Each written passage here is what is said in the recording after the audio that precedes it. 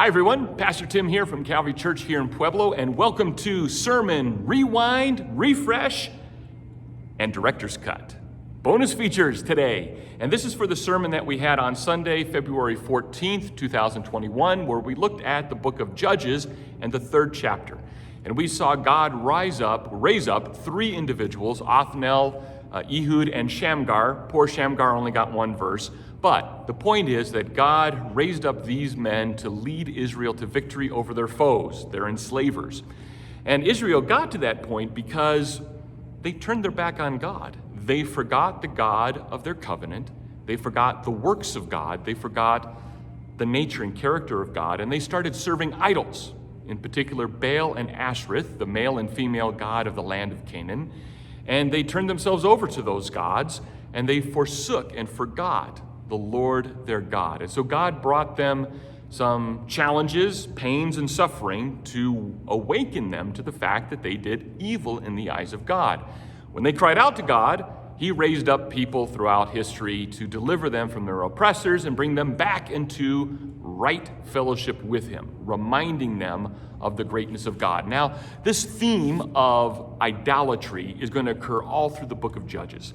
And while we aren't faced with the temptation of bowing down to an idol today, something made of wood or stone, especially here in our more of an American Christian culture, certainly within other cultures, within other nations, even today, Buddhism and Hinduism and Shintoism and several other religions, they bow down, physically bow down to an altar that they made with their own hands, to an idol, to an image that they carved out of stone or wood or metals. They offer sacrifices and incense and prayers to it as if they were able to answer and do anything about it. So I just wanted to share something that I wasn't able to do, bonus feature from Sunday's sermon, and it's out of Isaiah chapter 40. And I'm going to read through these verses, not a lot of commentary on it, it's pretty obvious, but I think anytime we are in that moment of struggle, how do I worship God rightly? How do I serve Him rightly? How do I think about Him rightly? And make sure that my heart is guarded from idols. This is a go-to chapter. These are go-to verses. And God is dialoguing with His people. And so it's interesting conversation. Here it starts, and I'm going to start in verse 25 of Isaiah chapter 40. And this is God speaking here. To whom will you compare me? Or who is my equal, says the only one.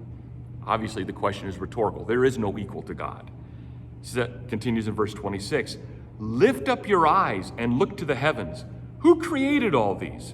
He who brings out the starry host one by one and calls forth each of them by name. Because of His great power and mighty strength, not one of them is missing. Why do you complain, Jacob? Why do you say, Israel, my way is hidden from the Lord. My causes are disregarded by my God. Do you not know? Have you not heard?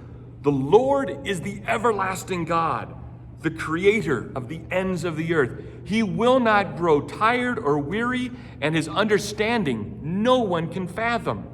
He gives strength to the weary and increases the power of the weak.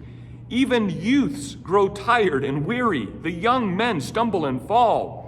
But the one who hopes in the Lord will renew their strength. They will soar on wings like eagles.